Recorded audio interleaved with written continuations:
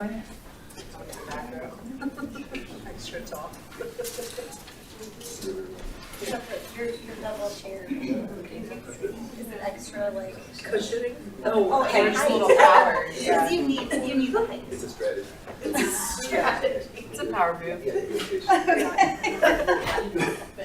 Oh my God.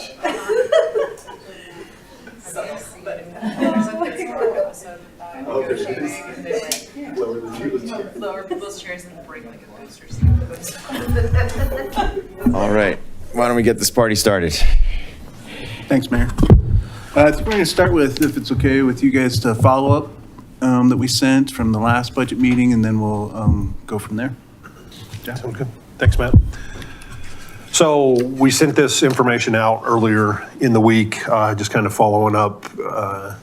I won't go in detail on all of this, but we sent out the surrounding area municipality mill levies, as well as just the moves we made for that special council expense in 26 and 27. We increased it to 526 and 100,000 in 27.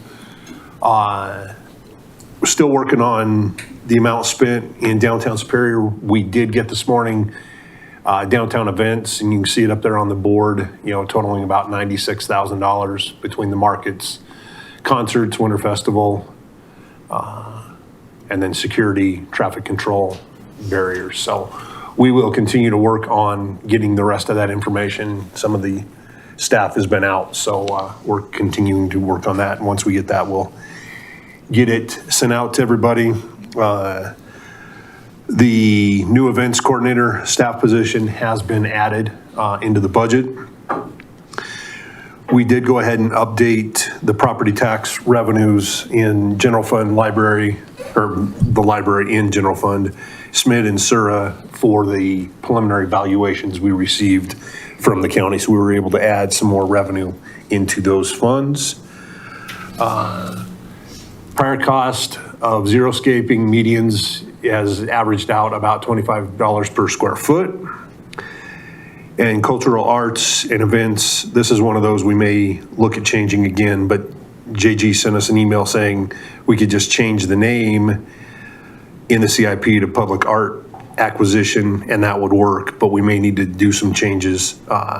So that change has been made. I will get with her and Leslie and figure out what after, when she's back in the office. So that's kind of where we're at with that one. Because we have a line item in the general fund as well. Correct. For that, for programs and Yep. services. The North Pool, with all those changes, we moved that 2025 estimate into the 2026 budget. And we can go through and show all these, the highlights if you'd like us to. Same thing with CTF, we reduced that pool expense in 29 and 30 and moved that then to trees and added that then in CIP to xeriscaping. And for the North Pole, we increased I mentioned this on Monday, but we increased the estimated construction amount for the North Pool to match what we think it's going to be. And then Class 1 landscape, there was a request to see what we could do with rate increases. You can see what's currently planned in the budget.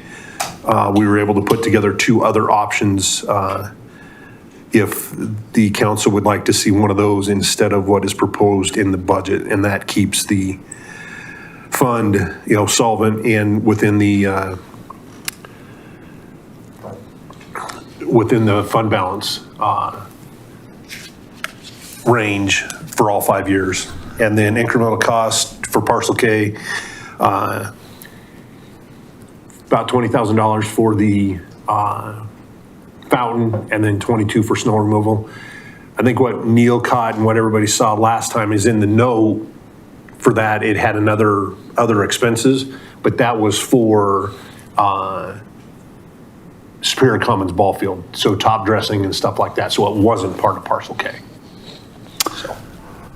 So just for clarification, because we just acquired this parcel via quitclaim, the estimate in the staff memo at that point in time was that it's going to cost us approximately $40,000 a year. Correct. That's what we're budgeting for for 2026. Slightly over, yeah, 42. 42. Okay. Is there does the council have a preference for the Class 1 landscape rate increase?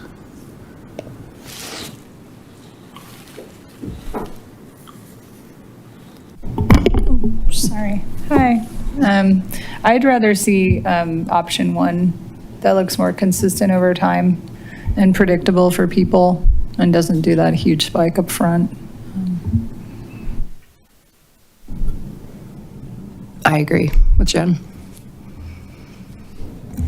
I'm fine with that. I'm also fine with ripping off the Band-Aid and just righting the ship right away. But if we want to graduate kind of the scale, we can do option one. I have a question though, like what is the logic on the numbers for option two and even the current one? Like as far, like they're not, I thought there'd be some consistency in those and they kind of jump up and down. I don't understand it. In the past, what you kind of do is rate increases is kind of say, hey, we may bump it up one year and give you a little bit of a decrease the next year. That's kind of what you'll see some places go that way. Option 1 and 2, that is just to keep the fund balance kind of where it needs to be. So that's why we've got to bump them up in the front side and then kind of level it off to that 5%, is that 3 average.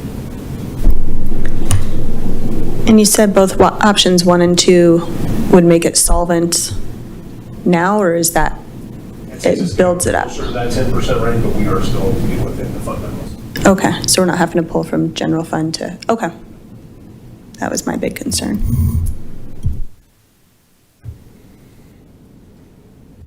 All right, let's go with option one. Okay. Thank you. Any other questions on any of the follow-up information? I would just like to see where the pool money is in the budget. So when we go through everything at the appropriate time, just show us where the North Pool is. Okay. We can definitely do that. Also, I forwarded to the council a request from the chamber for an increase in funding from the town. Representatives from the chamber are here. If you'd like to ask any questions or have a discussion with them. Want to come to the podium and explain what the ask is? Sure. Good morning. Thanks for having us. Thanks for being here. I don't think so. That's fine. Yeah, you can just push that button and turn it on. Okay, great. Well, thanks for having us today. Thanks for the audience. Not something we look forward to, coming in front of the town council and asking for more money. We've just had some really hard conversations and some realities within our financials as the chamber that we're looking to try to smooth out and get right on our side. I think in the past, we've always tried to, and I think that's still the case, we try to ask for as little as possible. We want to be independent, we want to be self-sufficient, we want to be all those things, and understanding that we don't necessarily want to take taxpayer dollars if we don't absolutely need them. With that said, the reality is like every year we end up looking at our budget towards the end of the year and saying we're scraping by, and it creates a stress for us. Creates a stress to manage cash flow, creates a stress to continue to fill our mission through the end of the year each year. It is a not-for-profit. It is truly run that way. In fact, we probably, as I've said last year when I was sitting at this desk, we have a small but mighty staff, and we have a small but strong army of volunteers that help make all this happen. And it goes without saying, but I also want to recognize the support from the town and the council members getting out there and continuing to create visibility for our business community as well. Kind of takes a village, so to speak, right?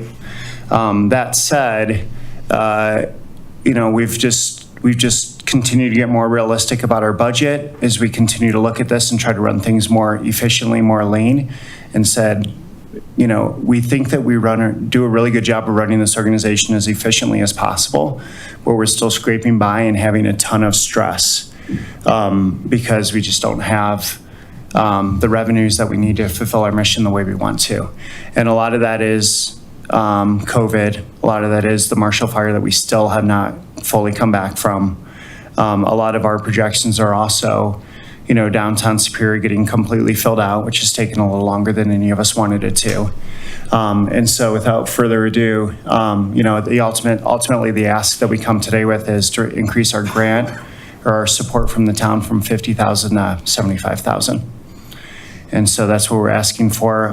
Happy to get in the specifics of the value add. I'll let Renee speak to a lot of that. We have some ideas of increasing foot traffic to downtown Superior, which we consistently hear from our members down there that they would like to see. I think we all would.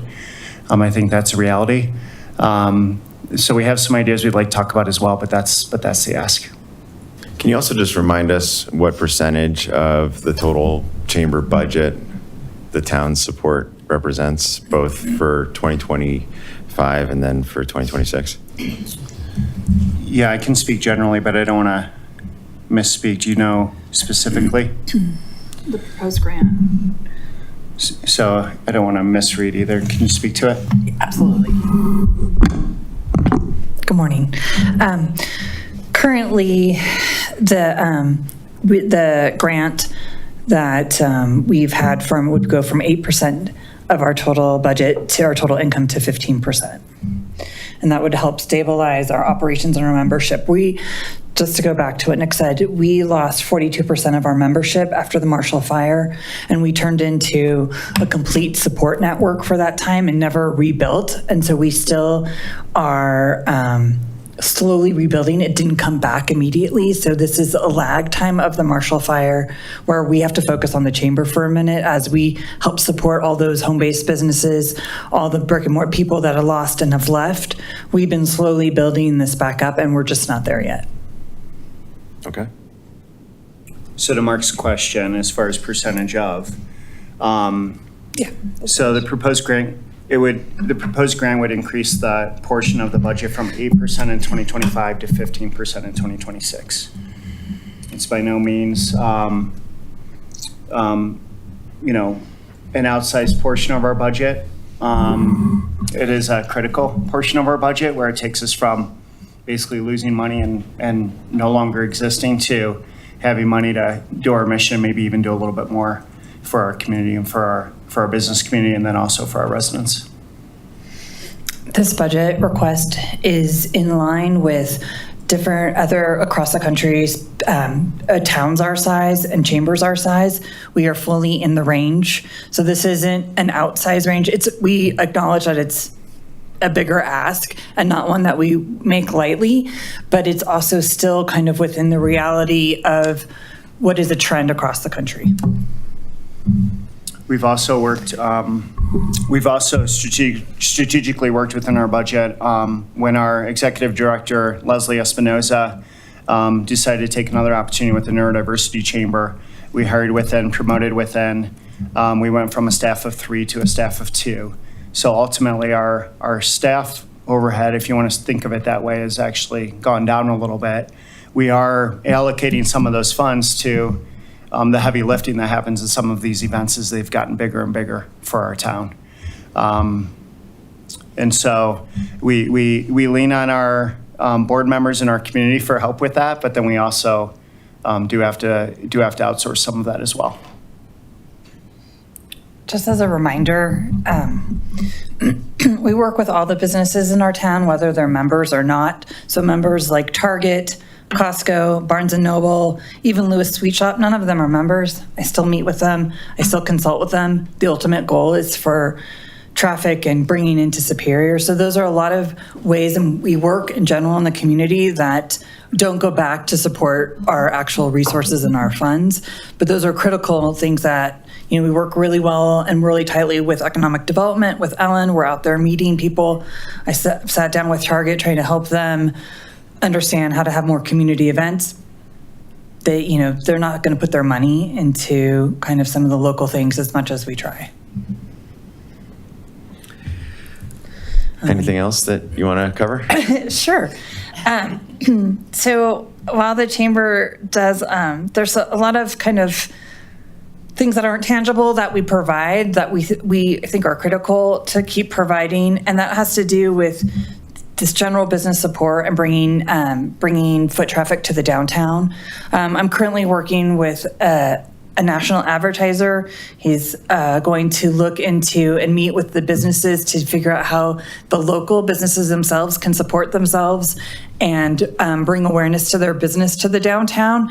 There's several strategies that we're working on, working with the town, of course, and working on different ways for these businesses to be self-sufficient and help themselves, as well as expand the option for private events to utilize downtown. So our town staff does an amazing job and their calendar is completely full, but our businesses still want more activation downtown.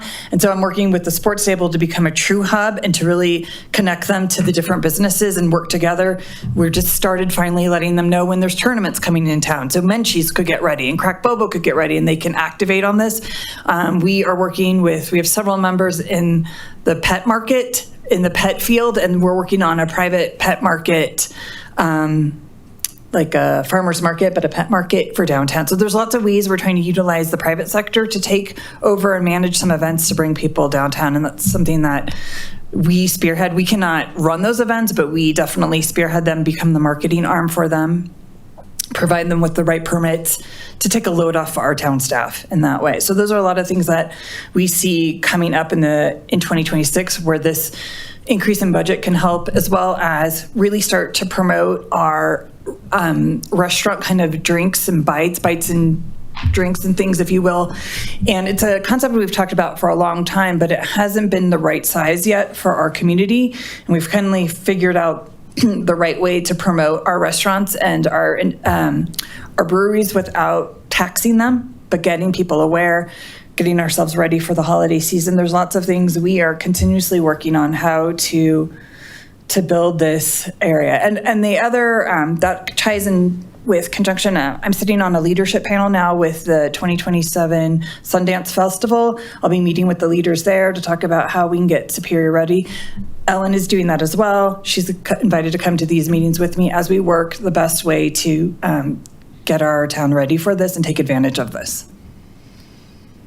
Great. Any other questions regarding? I don't have any questions, but I'll just say my piece on this. I think that the chamber has done so much with so little. I mean, the budget that you have and what you actually get accomplished with the town year over year continues to just amaze me. You're such a valuable partner with the town in terms of supporting our local business environment and economy. So I'm supportive of the ask. I appreciate the continued partnership, and I appreciate the transparency. I certainly understand everything costs more, and still, like the ask that you're asking of the town and the total budget of the chamber, the amount that you actually get accomplished with that is, notwithstanding the fact that it's increasing, is still remarkable, given you do so much with so relatively little. So you're a valuable partner in the community and in this business environment. So thank you again for the continued work and advocacy for everyone. Our town is better off because we've got such an active chamber. So I'm supportive of the ask. So thank you. Thank you. Anybody else? I'll just add from my historical perspective, this is about in line where we were quite a few years ago too. Obviously, inflation has created a challenge without saying all of the natural catastrophes that that you have navigated so well. So I think we're lucky to have Nick as president forever, and for you and Stephanie to stay on board and really continue the momentum of the chamber. I think I'm definitely in support, but keep us posted to what we can do as individuals and as business, to support. And thank you. Please note, we actively pursue other grants. We actively look at different ways. We have a team, we have targeted bigger businesses who are not in Superior to come and support. This is not our only avenue. We are actively looking at many different ways to support our mission. I just want to add, this is just absolutely in line with our focus on economic development, and I don't see any reason why we wouldn't wholeheartedly support it. So thanks. Yeah, I mean, knowing, to Mark's point, all the things that you do and having been on the board and knowing kind of the ins and outs of the way you stretch a dollar, you know, I know that we're focused on economic development, and this is just one more arm, and we really appreciate everything you do to support the town and events and our businesses. You know, helping to support our businesses only helps to support our tax revenue, which supports everything else. So I am very supportive of the ask, and thank you for letting us know. All right, wonderful. Yeah. Well, I just want to say thank you for your support. It's been consistent and unwavering, and it means the world to us. And, you know, the invitation's always open if you ever want to get on a council meeting to present to the community on Absolutely. what the chamber has planned, any events that are coming up, things of that nature. The invitation's always open. Great. We put in this proposal to maybe start doing this quarterly, so it's regular and accountable. We're happy to do that. Okay. I appreciate that. Thank you. Yeah. Thank you. I think next, let's go to the CIP and show the council the. Do you want to show them all the changes? If you want to see them, we What do can. you guys but wanna see? I was just going to jump to the North Pool, if that's okay with the mayor. You want to go through? Yeah. So what we've done is move we still have design for North Pool in 2025. We've moved construction out to 2026. And then South Pool, same thing. Some design this year, finish up design next year, and then construct in 27 and 28. So that's kind of how we, one, made the budget work, and two, after everybody talked about what's the best way to do this, that's how Brandon and Leslie and Valerie and I came together to figure out what works best and gave it to Matt. And this is kind of what we're presenting on options to get it done. So total budget for North Pole now is 5.6 between the 2 years. That is correct. And then South Pole is, I don't want to do math on the dais. 377. Okay. And obviously that's subject to whatever we decide with the design. Yeah, So, exactly. and since that's earmarked mainly for 27 and 28, that's a future balancing problem to figure out. Correct, yes. And it gives us the flexibility to Yeah. make changes in the 27 budget based on the design that we come up with, the final Yeah, design. I think that, like, just knowing what these projects cost, I struggle to think that $3.5 million is going to be enough for the South Bowl, but, so, Yeah. I you know, just kind of like my gut reaction to what we're allocating for it seems like it should be more in line with what the North Pole is costing. But that's obviously subject to the design. Well, and just so, the reason we're at that number is kind of what we thought, but also for the budget. If you can see at the end of 2028, we've got $200,000 left. So that's part of it, as well as the money we have available Yeah. to do projects. But we don't necessarily need to be artificially constrained by just funding the project out of the ballot measure, right? Right. You know, the bonds gave us $17 million to jumpstart CIP projects. Right. We have a CIP budget in general. If we didn't have the bonds, we would be funding these projects out of the CIP budget. So to the extent that the bonds can be supplemented out of CIP, you know, we need to do the projects right and not be artificially limited by just exactly what we got out of the bond proceeds. Yeah, I agree. So what we'll do is Valerie, will you show the CIP in fund balance for 27, 28? So we do have some ability to fund from the CIP so we'll get with Brandon and Leslie and Jordan and adjust those numbers and and send those out to the council for review. Okay.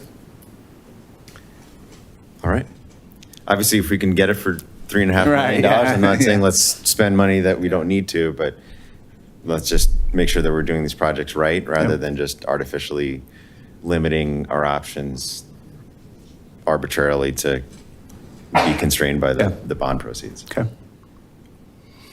Sounds good.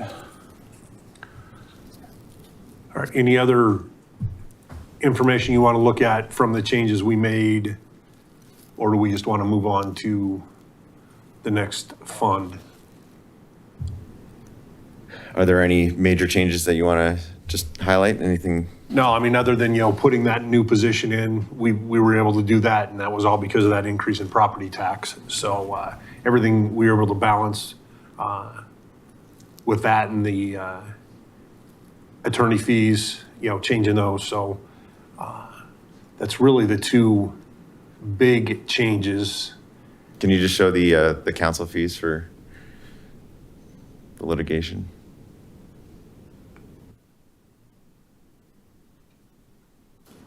Right there. Okay.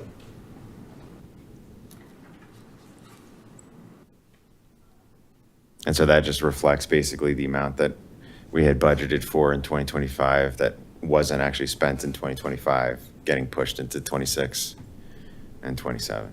Correct. All right. Thank you. All right. Well, no other questions, and I guess we can move on to water operations.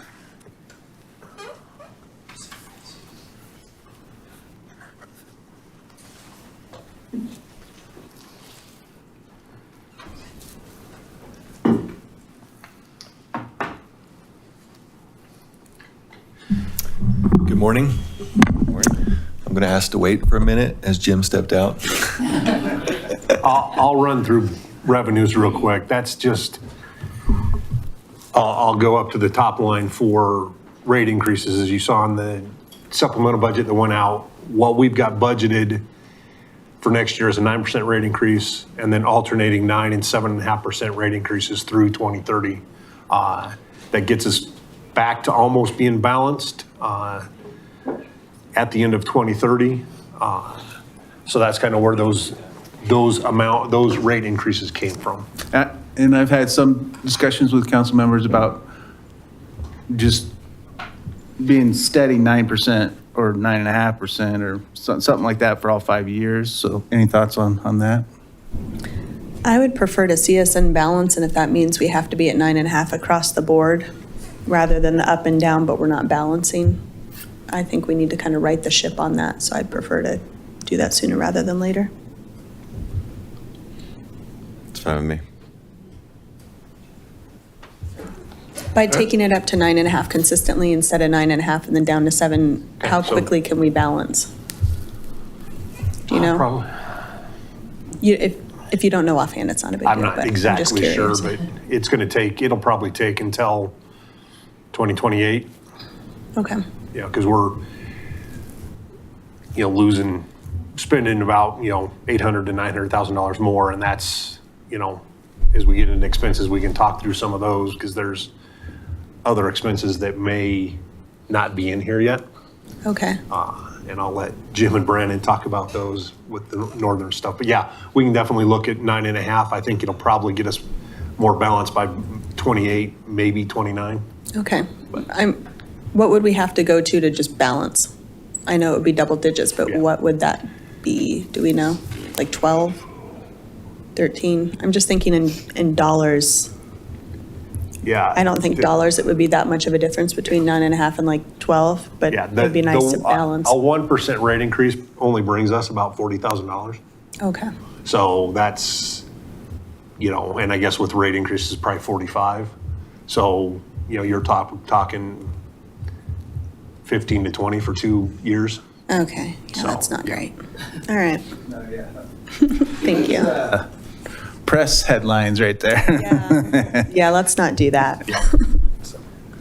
But yeah, we'll work with that, and when we make all these changes, get it out to everybody so everybody can Thank look you. at it.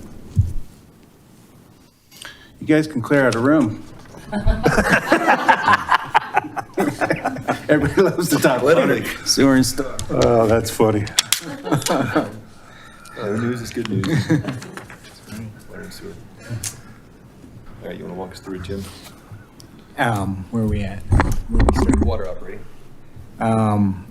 So if we go down to where water supply begins, we're looking at, so the first thing is water leases. We did lease some water this year.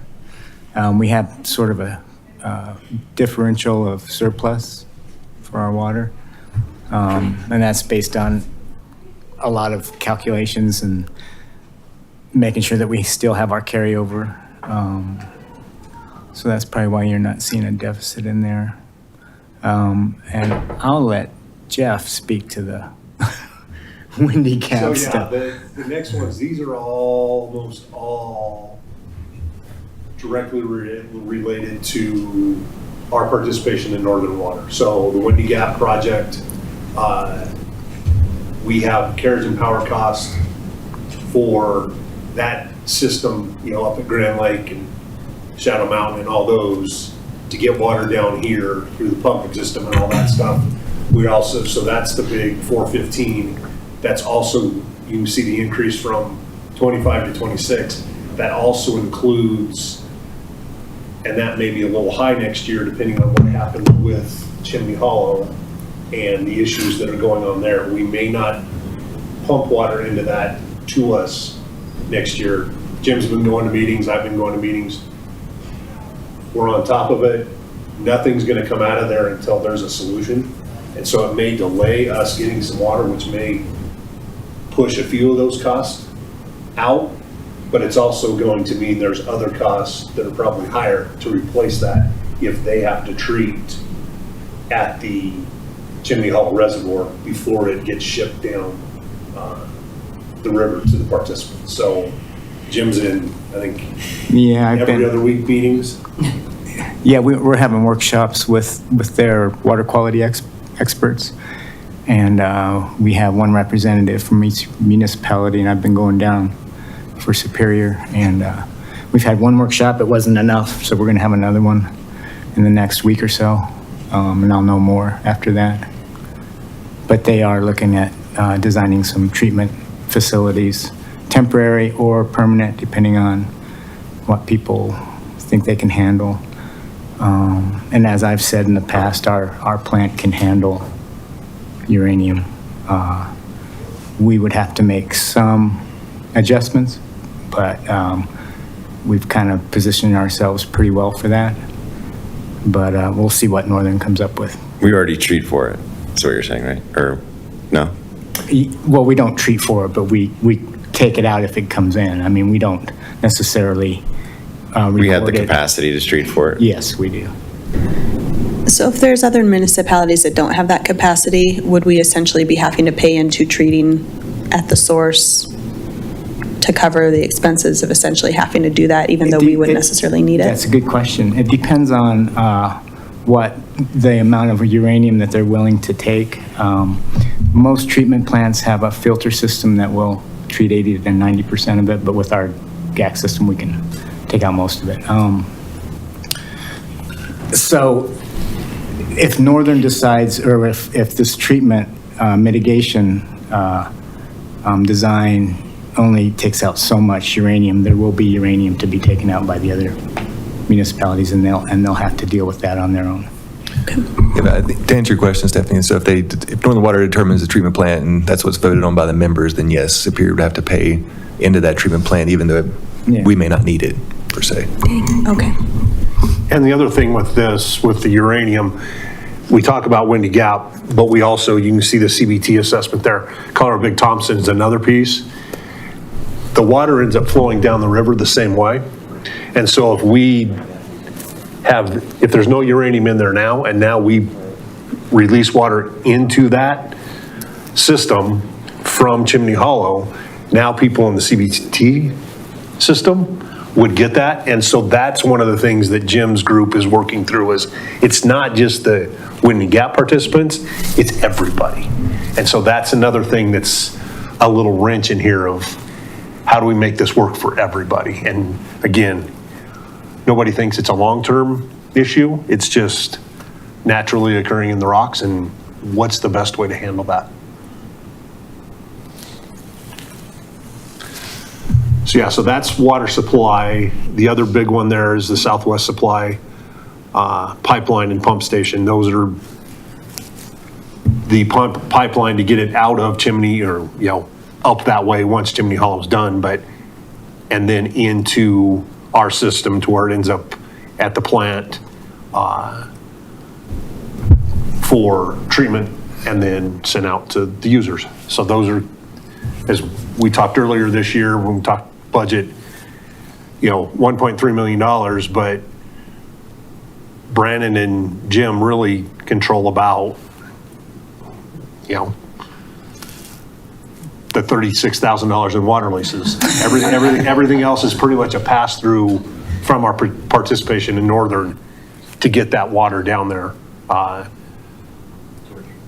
So that's kind of where we're at, is they pass it along and we just kind of, I go to those meetings and still have the old finance director come up because he's been doing this for 20 years, and we push and try to get the other participants to say, hey, where can we contain some costs? So we're working on it, but that's kind of a big chunk of money that we don't have a lot of control over.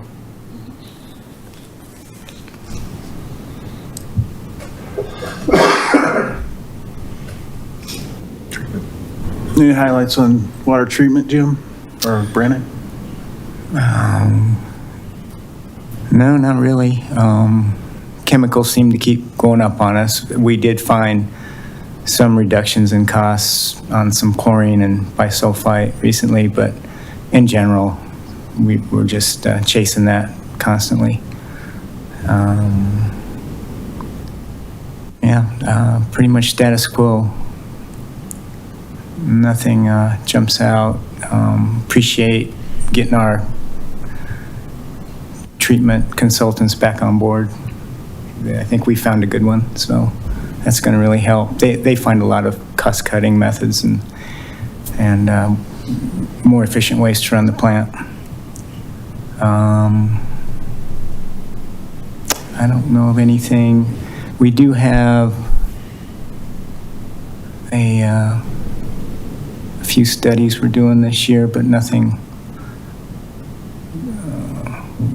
emergency preparedness and stuff like that's due up this year, next year, so. Do we have, so on the line item for the, repairs and maintenance reservoirs and ponds, is that the line for the ponds that are used for the reuse? Is that what? Is that the line that would deal with the ponds that are used for the reuse? Yes, yeah. So it seems like this year we have a lot of ponds that are, covered over with algae, and the aerators aren't doing anything to deal with those. Is that a fluke? It seems like, I'm hearing from residents just saying why is this so bad this year? I know it's warm. Yep. It's a climate issue as well, but. Yeah, those ponds are different. So those aren't the reuse ponds. Those are generally stormwater ponds. So our reuse ponds, well, the lining project is the one on top of the Coyote Ridge, right? Yeah, we have a storage pond where we take the reuse directly from the plant, and that's a covered pond up at the top of, it's down by Highway 128. And then we have Pond 5, and we use raw water from there, and that's the only two ponds that we really use. And Pond 5's in Community Park. Yeah. So the ponds next to the fire station and near Colton, those are stormwater ponds only. Okay. So they're different in that regard. So from the reuse system, there's no control. To speak to your point to algae, I'd have to get with Leslie and her team to better understand why. But I've talked to her some about it, and a lot of it's the climate. I mean, it's the amount of chemicals and treatment we want to do to get rid of the algae, and then there's risk associated with that too. Right. So. Yeah, I wonder if, I don't know if the aerators can be cranked up a little, like a little higher pressure or something like that to try to disturb the algae from forming, or if that's just not going to help at all. But We can work with Leslie and her team and because there's discuss neighbors some that are options. complaining about the smells, and Yeah. you know, obviously it doesn't look great. So Yeah. If I may speak to this, this is Matt Rarick, All right. Park Superintendent. Yeah, the algae associated with some of the heat that we have. This summer was obviously very hot, and that duckweed, the green stuff on the top, very fast growing aquatic plant, and it's mostly a visual thing that people do not like. The aerators have helped kind of push it to the side, but it does grow very fast. We do have our contractor that monitors it, and we try to treat. When we treat too aggressively, a lot of the material dying starts decomposing, and that's when we get odor issues. So we've tried to, it's a fine balance. When we get the odor issues, we treat with hydrogen peroxide and some other things to help mitigate that, bring more oxygen into the water to help. It is something that's ongoing and we're working on. Mostly I think it's from the flow, or lack thereof. A lot of these are not moving water. If we don't get a lot of rainfall or stream flow through them, it can sit there a little bit longer. So it is something we are continually working on. And Leslie mentioned something about this duckweed harvester thing that we may be able to use a little robot that would basically skim these ponds. We would do that like monthly or something. It's an option. So we are looking into options and control techniques on some of this. So hope that answers a little bit. yeah. And we will continue to work on that. Do we control how the ponds drain? Like, do we open a drain or valve to have them flow downhill? You're talking about the stormwater ponds still? Yeah. No. Generally, they're controlled by outlet structures that are designed to let flow out when it gets to a certain height. So as water comes in, it slowly leaks out. We do have cattail growth in some of these ponds. We've been working with Mile High Flood District, like we did at the pond next to the fire station, to remove some of that to help with the flow. And I think we're doing 2 or 3 ponds next year through Mile High Flood District. So they're continuing to help us with that process. But no, it flows via gravity naturally. Okay.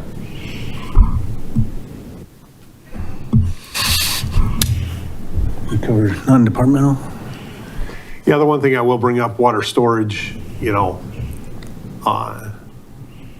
the big one that both Brandon and Jim know more than anybody is the repair and maintenance potable lines and even irrigation lines.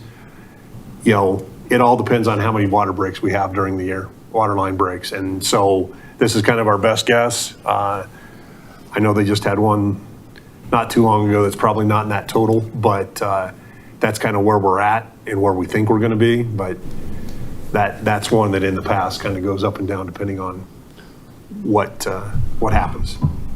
And we are doing almost all of those in-house now, unless it's a major break like a large line, 12 or 16. But our in-house crews are handling those now, so we are seeing lower costs with that. We've been gradually converting the irrigation system to like a more smart system that can sense when it's raining versus not. Because we have the technology now, right? With the smart sensors they know like, okay, we don't need to water the grass if it just rained, that sort of thing. Is that right? Matt, you want to take that one?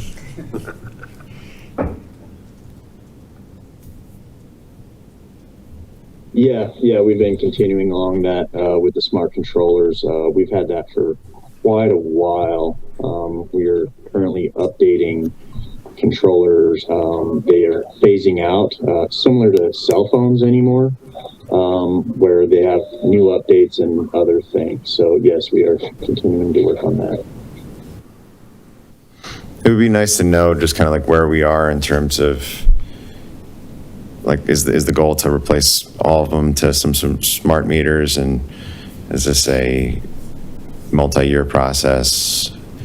Like, are there areas of town that haven't been switched out just for, because every now and then, you know, you get emails from the community just saying like, why are we watering Purple Park when it's raining out?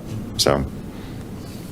Yeah, it is a continual process, and we do, in the CIP, we have 42426 6040.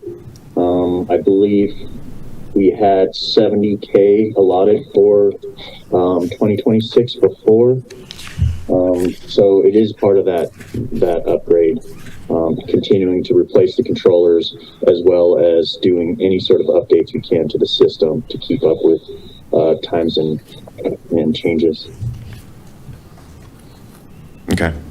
Yeah, maybe as we get closer to, you know, next spring, once, you know, we're nearing the end of the season now, but, you know, in terms of opportunity for communication with the community, just giving them updates on this is what the town's investing in on sustainability grounds, and we're trying to make our system smarter, use less water, not water when it's raining out. So this is a multi-year project. This is how far advanced we are in the conversion and what to expect, and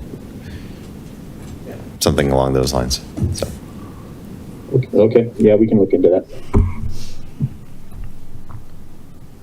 Non-departmental is just pretty much a little bit of everything. Admin fee is kind of, again, like we talked about in the other funds, just our time being reallocated out.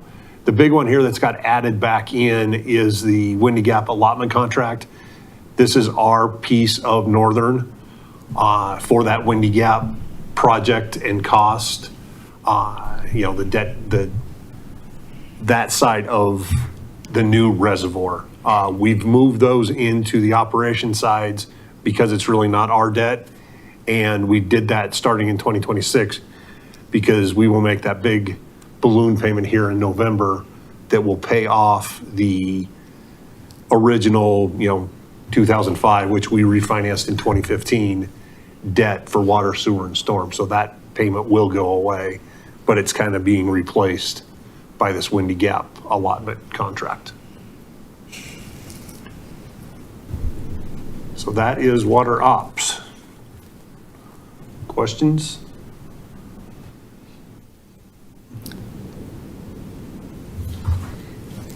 No questions. All right.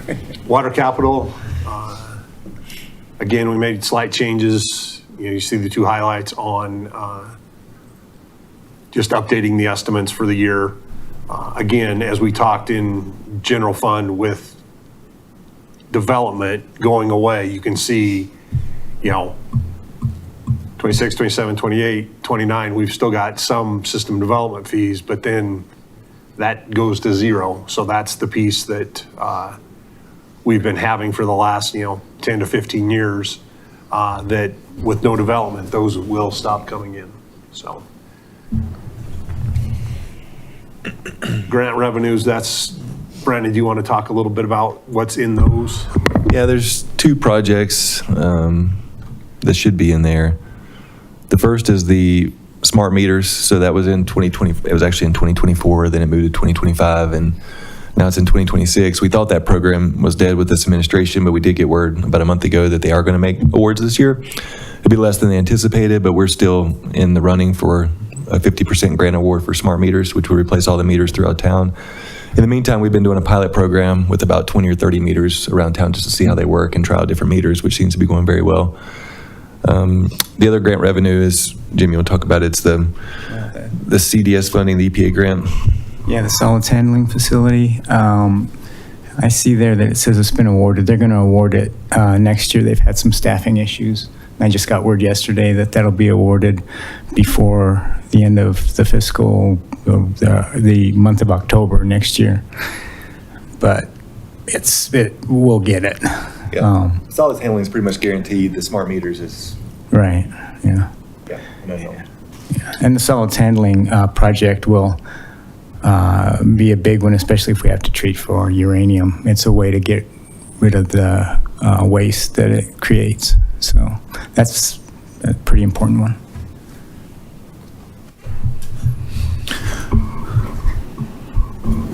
Hey, Jeff. So the 9.5%, keeping that consistent, that should right-size things right around 2028, 29. And this is that financial cliff I've been a little afraid that we're marching toward. So when those system development fees go away, is that 9.5 going to be enough to keep that fund right-sized, or do we need to do an increase when we stop having those system development fees? And what would that look like if you know offhand? If not, It's all not a going big to deal. depend on, I think that'll make the operation side flush and self-sustaining. It's what we do with projects here, because now what has been funded with system development fees and one-time revenues are going to have to come out of rate fees and charges. So Val, if you'll scroll down at the end of 2030, I think there's, we've got about $4.5 million in the bank. With one of Jim's big projects, that's not going to last very long. Now, we can debt finance some of that when we get there, but we have to make sure we're self-sufficient first, because a bank would look at us and go, wait a minute, you're already losing $1 million a year. We're not giving you any money. That's why we need to get self-sufficient and then say, hey, we've got an extra $500,000 a year that we can use for debt, and then kind of like we're doing with the CIP projects, accelerate those if we need to. Okay. Pay those over time. So is 9.5 consistently across the board enough? I mean, again, I don't want to do some sort of like crazy 15-20% increase at all, but I don't want us to get to that point down the road either, because we haven't thought ahead. So is 9.5 consistently across the board enough, or do we need to do like 9.5, 10.5, 11.5, like step that up to cover? I think Those that's going fees to going depend on away? what projects Jim and Brandon think are coming, maybe, after 2030. And so that's something that we'll look at next year's budget and kind of say, okay, as we keep going down, what's coming on board? Because as you can see, there's a reuse one in there that's kind of been pushed out to 2031, but that's one of those, Jim, tell me if I'm wrong, but we kind of keep pushing that one out. Yeah. And so if that's needed, then, all of a sudden now we've got no fund balance at all. So yeah, I mean, there's things we're definitely looking at depending on what the capital projects are for the 5 years as well as the out years. Okay. I'm just concerned with 1% only being like $40,000 to $45,000, and we've got multi-million-dollar projects that might be coming online that we need to be ahead of that in terms of years as opposed to like reacting to it. So, okay. Agree. Thank you. Yep.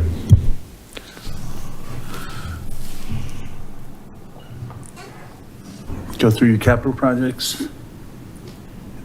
Yeah.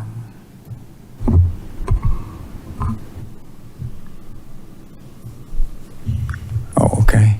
I was just trying to see where, so the sledge drying, we were talking about big projects, and the sledge drying bed, item 35,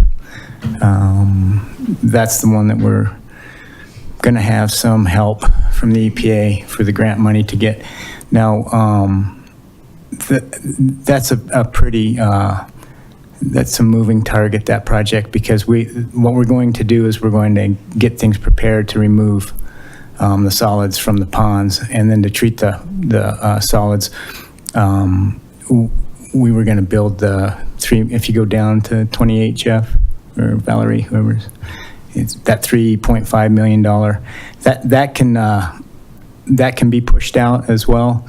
It depends on what the state decides, how we use solids, how you remove it, because they're thinking of going to everybody's going to have to dry it and put it in beds, and we would have to build those drying beds, and that's what that project is. The project before that is to get the solids to that, and we can remove it with trucks for now, which is perfectly under the regulations. But if they change the regulations, we'll have to build the drying beds.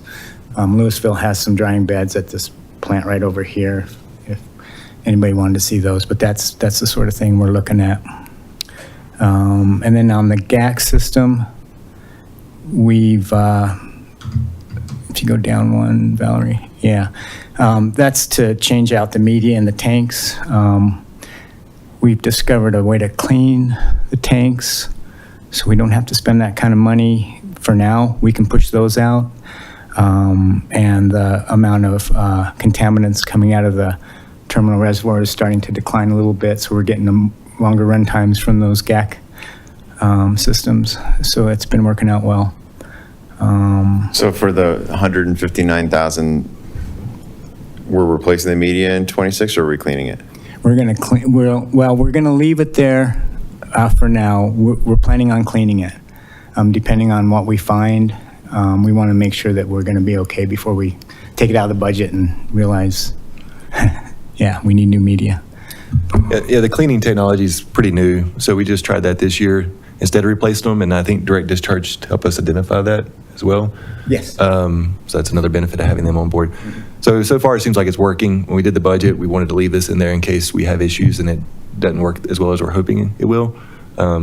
It's not as good as a complete replacement, but it does buy us time for that replacement. So Okay, but that 160 is worst case. Worst case scenario. Hopefully we can clean it, and if we need to replace it, then We have funds there. put it on an agenda, bid it out. Yes. Yeah. There's several companies that do it. So. And just to remind everybody on that, when we did the GAC system after the fire, we had that cleaning and replacing of media. We thought we'd have to do it every year. Yeah. And so we've definitely, Jim and Brandon and the operators have done a good job of finding ways to make it work efficiently and not have to spend large sums of money every year. Yeah. No, I mean, I think that the GAC system is wonderful, and it's one of the best things that we did collectively as a town in responding to like an immediate problem with the Marshall Fire. And but when we talked about it then, just what the media cost to replace is always just shockingly expensive. But It affords us a lot of flexibility at the plant, that's for sure. And it just gives us peace of mind. There's a lot of new regulations coming up on PFAS, and if we have to do it's kind of positioned us well for future problems. I think one that we may have skipped over up at the top, Valerie, very top, the reuse upgrades to $1 million. That's that tank up on the hill I was talking about where we pump all of our discharge from the wastewater plant, which is the true reuse water. That tank, as long as I've been here, has never had the cover replaced, and it's growing trees actually. So we need to get in there and do something. And we have $1 million in there to replace the cover. We're going to hire a contractor to come in, and maybe they can clean it up because the water still, the cover seems to be doing its job still. So, but we need to do something. So that's what that is. And then it has a big fence around it, and we want to replace the fence with a metal fence. It's an old wooden picket fence, and I think we've had a fire up there in that grass. So we'd like to do a little fire mitigation on that as well. So. And then going down, nothing major, just a few items. We're replacing doors at the plant. We always replace chemical pumps. They wear out fast. The FRICO pipeline maintenance, we get calls from FRICO to fix valves and whatnot miscellaneously, so we keep a budget on that. And I think next year we are going to actually have a project for a valve or two over by US 36, so that's what that 50 is in there for. Other than that, if anybody has any questions, I think it's all. I have a question about the FRECO pipeline maintenance. how does that work for us? Like, are we in an agreement, like, help me know the background to the agreement and why that much money would be allocated for not us? That agreement's been in place for a long time. I know that we've made some agreements with them to maintain the system that has been buried, because it was an open system, I believe, for the longest time. And then when they built Rock Creek, we made an agreement with them that we would take care of the underground system. And there's some gates and valves that over time need to be replaced and improved. It's not a very good system for us. Basically, if they call us and say something needs to be maintained, we have to do it. And we do it to the cheapest we can, but that's how the process works. And there's no pushback on that? We try. No, Okay. and I think that agreement with Rock Creek is kind of what set this up many, many years ago. Okay. Yeah, when that, I wasn't here, but I think when the agreement was done, it was done with the developer at the time, because they had ownership and control of the district at that time. We inherited that.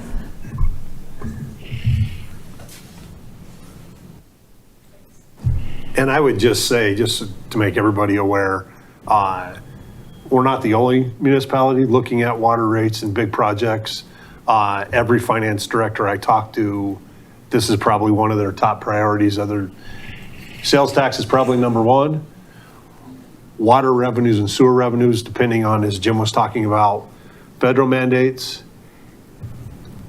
climate change. What are we going to get out of these projects? That's why Chimney Hollow, even though it's a big, expensive project, is going to benefit us to know we've got water, that it's one of those things that finance directors talk about of, this is the thing that everybody's had cheap water forever. It may not be that way. So just, it's definitely just not the town of Superior that's looking at this.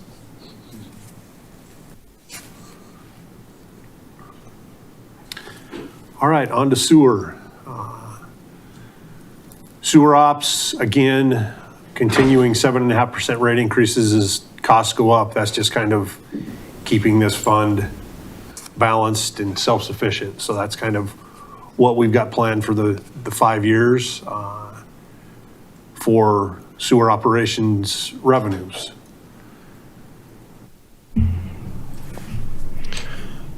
On to expenses. I think both collection and treatment is purely inflationary increases next year's budget. So, again, we renewed the contract with direct discharge. It's going really well. We have money in there for repairs for lines and lift stations if those come up, but we don't have any major repairs planned for next year in terms of the operating expenses. So it's pretty much a 3% increase across the board for inflation, with some higher increases assumed for Excel and electricity, around 5%. But that's really it for both treatment and collection assumptions. But happy to answer any questions on any specific line items.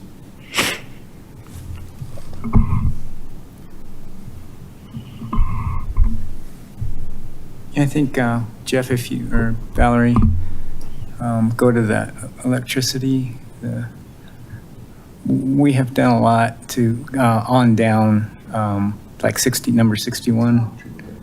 Yeah, we've done a lot to bring that down, with some of the projects that the board's approved for us, with the new blowers and our new, sludge dewatering, system.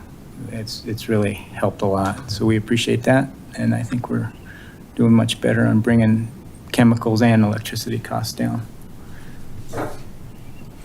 On that end, so Excel's rolled out their like time of use plan. Are we able to kind of run in a manner that is consistent with those? Yeah, the operators are usually on top of when those hours are, and we don't run anything huge. We actually shut off blowers sometimes, and we have a sludge dewatering system that runs a lot, and we do not run it during those times.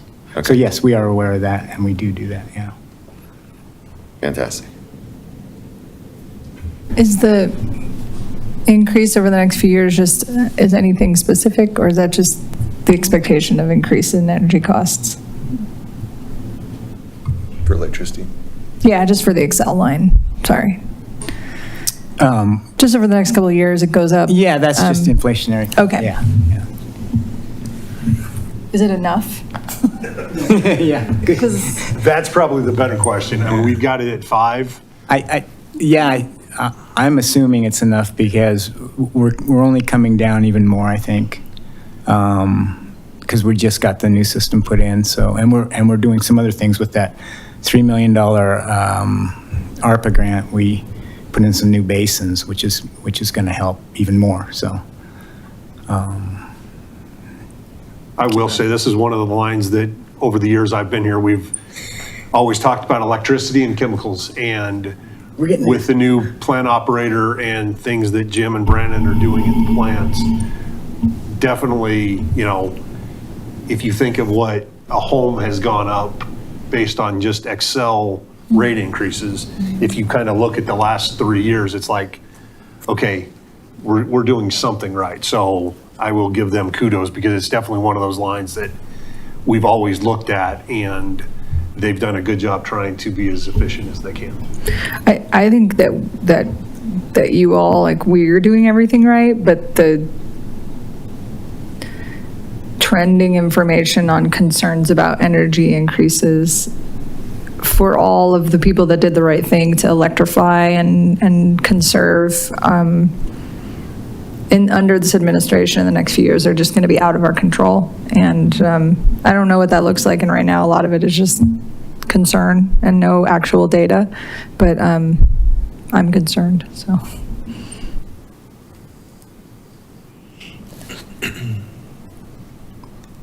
well, despite the current administration, we're going to still plow ahead and try and do the things we can do. We're always looking for ways to cut on basic items like electricity and chemicals. It's a great challenge for us, and we enjoy it, actually. So anything I can do to come to Jeff and say we did something. Thank you. One of them's going away, that other one's there. You do see that with the money we have, we do have a transfer to capital, meaning we're able to transfer money out of this operations into capital for projects over there. And that's what we're trying to get water to. So that's non-departmental. Water capital, or sewer capital, like you meant.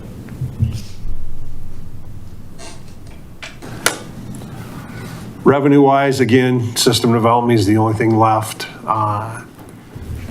you know, that slows down. You will see that transfer from operations on that line 15 that will move some of that money over, but that's where that's coming from. So that's the revenue piece. So. Project side.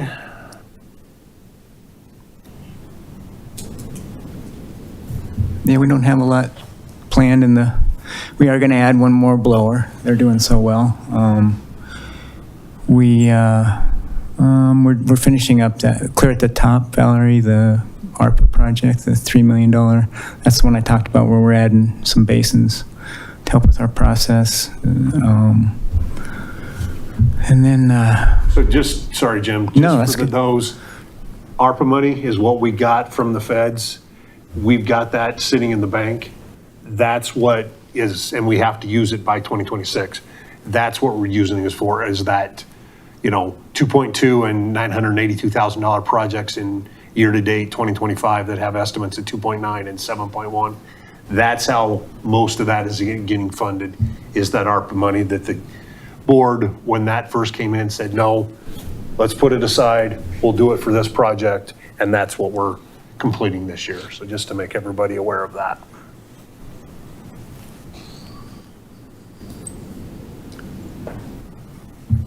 Yeah, we did some pretty big projects this year, so we don't have a lot going on next year. Yeah, there's the RAS pumps, and those typically need replaced every 10 years or so. So we're working on that right now. I think we've got most of those in. Yeah, we're going to be cleaning filters. We have the same type of filters as in the wastewater plant as we do at the water plant, other than the GAC. But so we'll be cleaning those as well. Other than that, nothing major that we're planning for next year other than the new blower.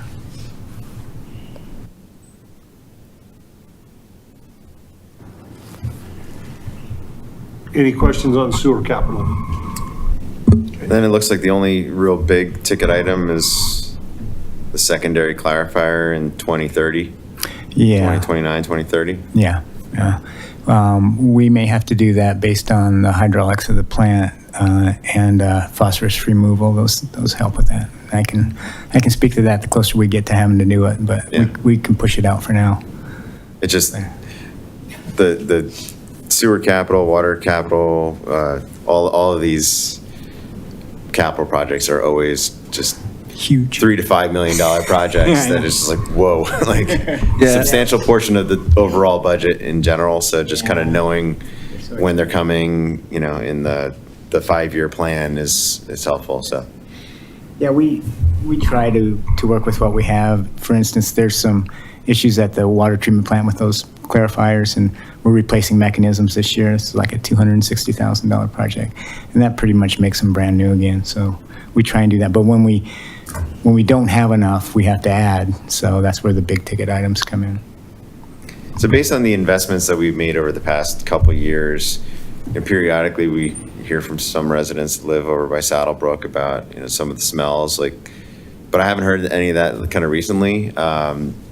Do we feel like the kind of wastewater treatment plant is less of a problem in terms of odors and things like that? Well, odor's always a problem. It's just how you handle it, right? And the headworks, the new headworks that we put in, which was part of that new odor control facility, has been huge. I mean, we have cut down on the odor quite a bit, and putting in all of those, putting in the new headworks.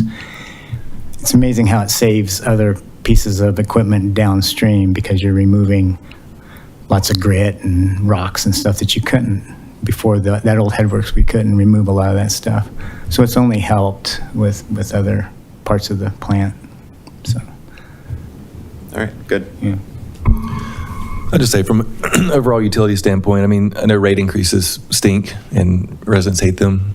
I think our rates are still one of the lowest below the median by far.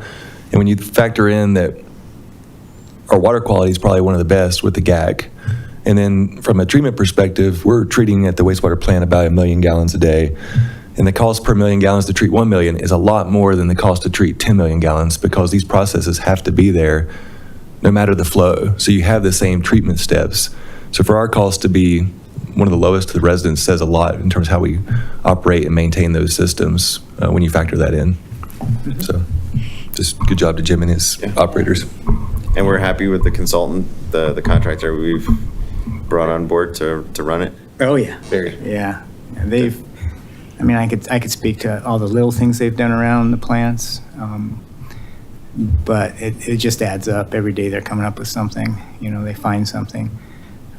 So yeah, it's makes my job a lot easier. That's great. That's great. And I would just add on the financial side, because they've been able to do repairs rather than, in the past, we'd get something, we have to do this, we need to do it next year. So trying to plan got real tough, and we'd talk to Jim and the Public Works Director going, this wasn't even in last year's budget. We haven't seen that. I haven't seen that when Jim brings projects to the budget of, wait a minute, stop, what's going on? The other thing I'll remind everybody is a lot of these, that biological nutrient removal, as well as the upcoming PFAS on the water side, are federal mandates with no funding. Right. And so they're always working against that. Jim and I have talked. The Marshall fire was awful. The best thing that came out of it for water was the GAC system, because we're already ahead of the PFAS that, other people are going, what are we going to do? I've asked Jim and he's like, yeah, we've pretty much got that controlled. So I will echo their sentiments on the operator and then just their staff, town staff, of what they've done to improve the processes. I'll just say that, from my perspective, other than the GAC, we've got these, regular, ordinary expenses, sometimes meeting state and federal unfunded mandates that we need to deal with. But from a board or town council responsiveness, like there's never an emergency that comes to us because you handle this department so well and everything runs really smoothly. So, hats off to you, Jim and Brandon, for all your work in these departments. It's nice knowing that it's just one of those things that we have to budget for it. We need to make sure that we're planning accordingly, but it's running smoothly. It's out of sight, out of mind, and it doesn't end up being a concern for residents. It doesn't end up being a concern for us. So thank you.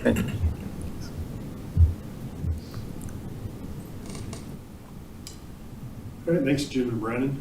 On to sewer. I'm always behind. Well, storm. Thank you. I can't read. This is storm drainage. Again, 5% rate increases. We were looking at doing every other, but with some of the expenses, we've kind of estimated we need 5% rate increases every year for the out years on those. So that's kind of the revenue side, unless anybody has any questions. On to expenses. Yeah, I'll highlight a few items. Overall, most items are just inflation increases. There's two line items that really aren't. So first is our MS4 permit administration. So the town's required to have an MS4 permit through the state that we have to update annually. Luckily, the state's been kind of understaffed in terms of their MS4 permit administration, but there's a couple things we want to do next year. One's our pond and outfall inspections. So those generally have to be done every 5 years.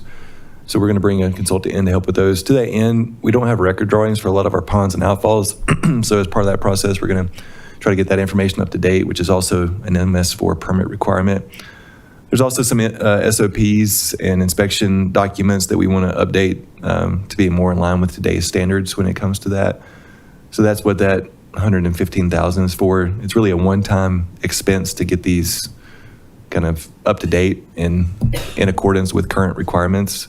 When we get to capital, we have started doing our own pond maintenance. We used to subcontract a lot of that out.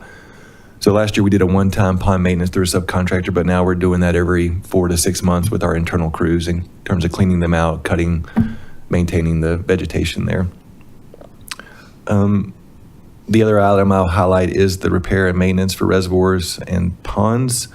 We did include $25,000 for the downtown Superior permeable pavers and the rain gardens. So those permeable pavers are designed to let water flow through them, obviously, and that's part of the stormwater permit that we got for those. We should be cleaning those a lot more frequently than we are. I don't think we've done a cleaning since they've been installed. So we got some quotes to basically come in, and it's like kind of like a vac truck. They spray water and down in there, and then they suck it all out and bring out the material that's clogging the permeable paver. So we want to do that next year. It's not a large expense, but it's about $25K for those downtown permeable pavers. And those are all along Main Street primarily.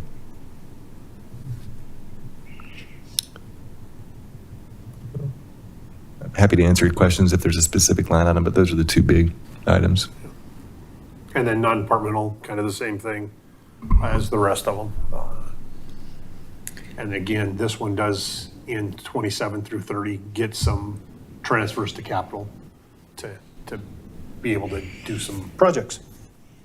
I'll just echo my previous comment about just the ponds, to the extent that we can do something about the algae, and both the look and the odors.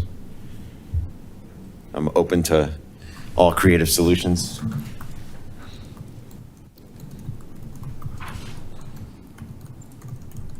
Storm capital, again, system development fees and the transfer from operations are the revenues. We did have a change with extra system development fees that came in that Valerie just updated the estimate for. And that's the revenue there. On to a couple projects. Yeah, and that, Mark, to your point, well, we will work with Parks and Rec on that. So it's a little bit, we've kind of separated where we look at pond maintenance as those dry ponds like you see in downtown Superior, Sagamore, those areas. But the wet ponds are where we have the algae issue. So we can work there. And Jim and I were talking too, there's some sonic algae diffusers we can look at and things like that we could apply technology-wise. So I'll work with Leslie and Matt on that. In terms of the pond reservoir maintenance for stormwater, really there's two expenses here, vehicle replacement and then reservoir and pond maintenance. As I mentioned, we're doing those in-house. We also charge things like we had that manhole that had been buried for 30 years, or lack of manhole that had been buried for 30 years on McCaslin, got charged to this account this year. So things like that pop up are handled under our reservoir and pond maintenance. With us doing the pond maintenance in-house, we're spending probably 30 to 50 grand on just maintenance, and then it's really repairs if anything pops up out of the ordinary beyond that. But we're keeping that flat for next year and then just doing inflationary increases in the future years.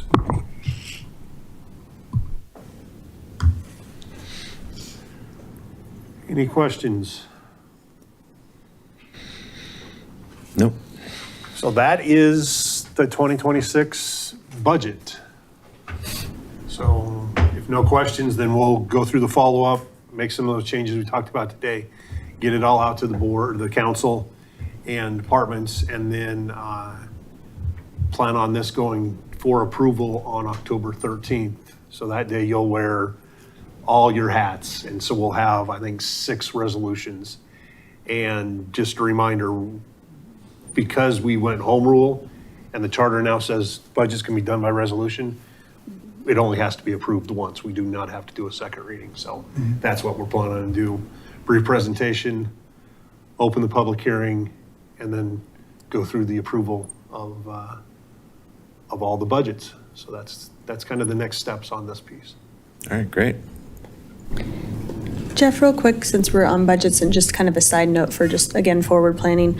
I know we weren't talking about any sort of town hall expansion or build this year for obvious reasons, but as we're looking at maybe next year and beyond, I know you said that the civic space we don't own, so we can't use that as collateral. Do we have any sort of loan against Town 15 currently? There's nothing collateralized? against Town 15 right now, but if it's land, I'm not sure how that would look for collateralized. Okay, because or maybe if we could do a collateral swap with Town 15, if we're able to do that for what's held against us for the community center. I was just trying to noodle on how we could potentially fund that, and I'm thinking as a repayment source, in addition to looking at grant funding, maybe we could look at like a leasehold or something, to where now that we have the land obviously behind us, land across the street, if we could use that as repayment. So maybe that's something we can talk about offline, but Okay. I just Yeah. wanted to We can definitely get that on your radar. get some ideas and That'd be run it awesome. up to the financial advisors that we use and see if there's anything we can do. We can have that discussion. Thank you, I Once appreciate the that. new building is complete, you know, that'll be the Public Works and Parks and Rec building, that'll be another asset to potentially That could be one. collateralize. Brilliant. That's a great point, because Yeah. I hadn't thought of that, yes. So yes, Thank that you. should. Because we don't have debt on that, right? Uh-uh. So, It's cash funded. So, Okay, yeah, and the reason we can't use this is we had to use this and community center to collateralize that, the two COP issues we did there to do the purchase and then the renovations. so maybe a collateral swap then with the Public Works building, so that, because with construction, you typically want whatever you're constructing to be the collateral, if we could swap this out for that. It'll so. just be, can we get the same bank, you know, to take that and all that? But yeah, it's definitely something we can look at and see what we can do. Cool. Go from there. Thank you, appreciate it. And thank you to staff and everybody for all the work on this year's budget. This is great.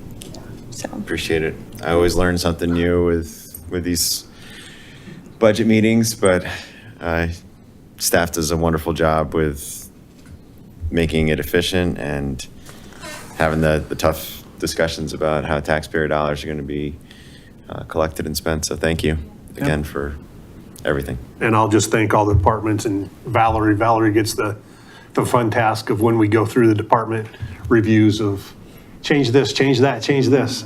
So no, I appreciate all her help and all the departments to come together, and then Matt of, it was a tough budget process and we had to go through it as a team and sit down, and he was, very patient and said, hey, let's do it this way. And then we rolled that out to the rest of the departments and had a final discussion before it went to you guys. So no, it was a very big team project that I appreciate everybody's help. I had emailed some questions that were budget related about payments outside of contracted amounts and any work we're doing, for example, like for the HOA that we're not billing for. Is there like a timeline to get that information before? The I was departments are hoping to working on talk it about right it now. before. I'm going to hopefully get something put together in the next few days, let Matt look at it, and then hopefully get it out to you. Okay. And then I will just offer it to you and everybody else. Departments only did 2024 because Mm-hmm. going back 5 years, I mean, this has taken quite a bit of time anyways. Yeah. If there's other things, specific questions, definitely ask. That's fair. Finance Yeah. or the departments were more than willing to help get you the answers you're looking for. Okay, thanks. Jim, for direct discharge at the treatment plants, they do a lot of minor repairs around the treatment plants. Like if something fails, do you want that data too, or just if they do work outside the treatment plants related to like a direct discharge?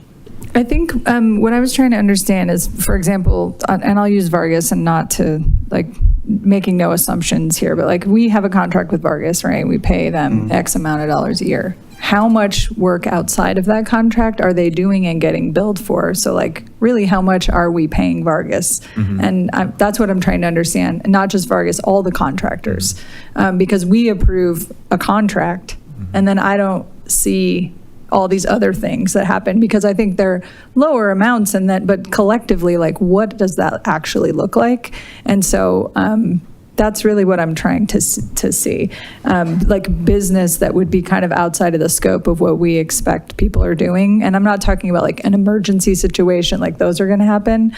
But I'm just trying to understand how much one-off billing is happening from contractors outside of what their contracts are approved. So all the work that our contractors are doing fall within their contract. Those contracts have time and material rates in them for some of the one-off stuff you're talking about, but it's within that contract. But yeah, like irrigation repairs could add up easily during the irrigation season, so. And I was just also concerned, some of this ties in with the staff time and things that are work that are hours, staff time, physical, like labor or providing resources to entities that, because it's the way that we did it for 30 years in the town, things have changed a lot. And I want to make sure that we aren't losing, we're not losing money, time, and staff energy on things that we're not keeping track of because it's grown into something like, for example, the HOA night, they had a movie night. The movie nights are great. We love those. Those are fantastic. But I understand that staff or the town cleaned up. And so that costs staff hours, that costs staff time, fatigue, and resources that in my mind, like that is not ours to pay for. And I want to make sure there's clear lines of like what we're agreeing to and what's happening and what we're not. And it was hard to find that. So that's just for everybody's understanding of what I'm looking for. It's really to tidy up things that I think have just intentionally, like intended to do good, have taken over in some areas. And if it hasn't, or it's small, great. But I think we only can see that if we look at it. So thanks. All right. Anything further? All right. Yep. Thanks, everyone. Thank you all. Appreciate it. We're adjourned.